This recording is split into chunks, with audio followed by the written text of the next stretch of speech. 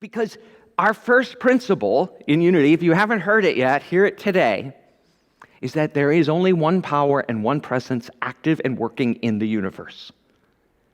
Only one, God. And if that's true, if there is only the divine, and we are all swimming in it, we are all part of it, we are all expressions of the divine, then there is no part of you that isn't whole and holy and complete, just as you are, just as you're expressing right now. And when we can bless that, every little part of us that we think isn't good enough, like I said earlier, not tall enough, not whatever enough, right? We can breathe into going, I am whole. I have faith that this journey of life, this divine voyage I'm on, has taken me to the right and perfect place for my divine expression. I am here by divine appointment. Can you know that? You are here by divine appointment. This is not some cosmic accident, but you are here to be the unique expression of the divine that the world needs right here and now. Less. And faith is what we call upon when we need to act that way in the face of misery and fear and doubt and pain in the world. To be the voice and the presence of faith when your friend is explaining the diagnosis they just got.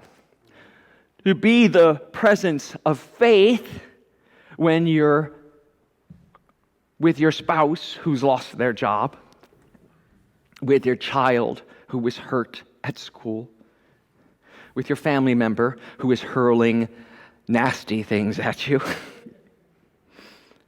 To be the presence of faith and know that words cannot affect the truth of who I am.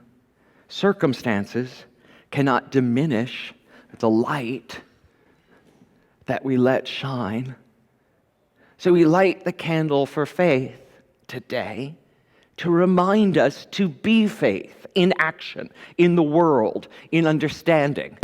This just happens to be tonight is the first night of Hanukkah too, right? And tonight we will light the first candle on the menorah for Hanukkah. And next week we'll have a whole menorah celebration as we get to light the whole thing and party. But it is and we celebrated Diwali last month as well.